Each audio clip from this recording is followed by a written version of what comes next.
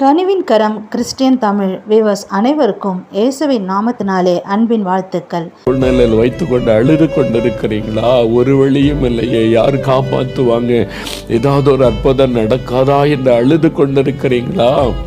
ஆண்டவர் சொல்லுகிறார், உன் கண்ணீரை நான் கண்டேன் மகளே, உன் கண்ணீரை நான் கண்டேன் மகனே.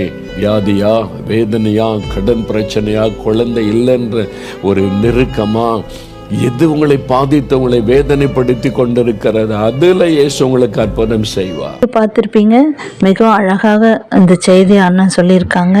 உங்கள் கண்ணீருக்கு, உங்கள் நெருக்கத்துக்கு, உங்கள் பாடுகளுக்கு, உங்கள் கடன் பிரச்சனைகளுக்கு, உங்கள் பிள்ளையுடைய காரியங்களுக்கு எல்லாவற்றிலும் கர்த்தர் உங்கள் கண்ணீரை மாற்றி போடுவார். நீங்கள் எதுக்கும் கவலைப்படாதீங்க. உங்கள் கண்ணீரை அவர் களிப்பாய் மாற்றுகிற தேவன். நீங்கள் கண்ணீரோடு விதைக்கிற ஒவ்வொரு காரியத்துக்கும் அறுவடை மிகுதியாக இருக்கும். அழுகையின் பள்ளத்தாக்கு நீங்கள் உருவ நடந்து அதை நீரூற்றாக்கி கொள்ளுவீங்க.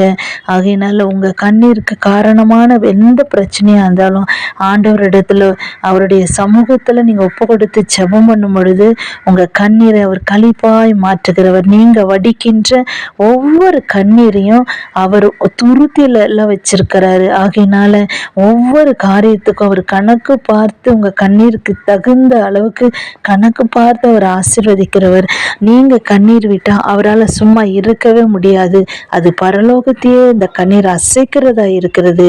அவர் நம்மோடு சேர்ந்து கண்ணீர் வடிக்கிற தேவன். நம்ம பாடுகள் வழியா, போராட்டங்களின் வழியா, வியாதியின் நிமித்தம் நம்ம கடந்து போகும் பொழுது அவர் நம்முடைய பிரச்சனையெல்லாம் அவர் சுமக்கிற தேவனா இருக்கிறார். நமக்காக சிலுவையில் எல்லாவற்றையும் அவர் சுமந்தார். நம்முடைய துக்கம், நம்முடைய பாடுகள், நம்முடைய வேதனைகள், வறுமைகள், எல்லா பொருளாதாரத்தில் இருக்கிற தரித்திரங்கள் எல்லாவற்றையும் அவர் சிலுவையில் சுமந்து தீர்த்தபடினால நம்ம படுகிற ஒவ்வொரு பாடுகளும் அவருக்கு தெரியாதது அல்ல.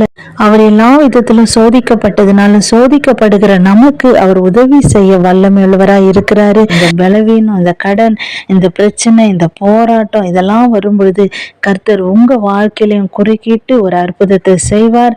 நொறுங்குண்டதும் நறுங்குண்டதுமான இருதயத்தை நான் புறக்கணியேன் என்று அவர் வேதத்தில் சொல்லியிருக்கு.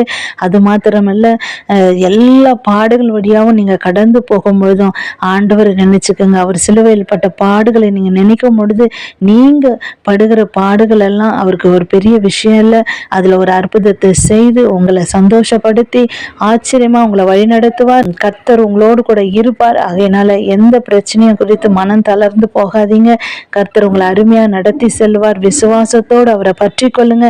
ஒவ்வொரு நாளும் அவருடைய பாதத்தில் அமர்ந்து விசுவாசத்தோடு அவரை ஜெபிக்கும் பொழுது, அவரை நோக்கி கூப்பிடும் பொழுது உங்க வாழ்க்கையில இருக்கிற பாடுகள், பிரச்சனைகள், போராட்டம், வியாதி எல்லாவற்றிலிருந்தும் ஒரு விடுதலையை கொடுத்து உங்களை அதிசயமாய் நடத்துவார்.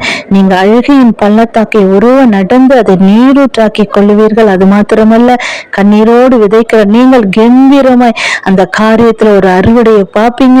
உங்களை கர்த்தர் சந்தோஷப்படுத்தி அதிசயமா ஆச்சரியமா வழிநடத்துவார். நீங்க தொடர்ந்து அவருடைய பாதத்தில் அமர்ந்து விசுவாசத்தோடு நம்பிக்கையோடு ஜெபிங்க. கர்த்தர் உங்க வாழ்க்கையில பெரிய காரியங்களை செய்வார். உங்க பிள்ளைகளுடைய வாழ்க்கையில நீங்க என்னென்ன காரியத்தை எதிர்பார்க்க அதெல்லாம் ஒரு பெரிய காரியத்தை செய்து உங்களை அதிசயமாய் நடத்தி ஆச்சரியமா வழி நடத்தி செல்ல. தொடர்ந்து சேனலை சப்போர்ட் பண்ணுங்க, லைக் பண்ணுங்க, சப்ஸ்கிரைப் பண்ணுங்க, மறக்காம பெல் பட்டனை கிளிக் பண்ணுங்க. தொடர்ந்து சேனலை பாருங்க. God bless you.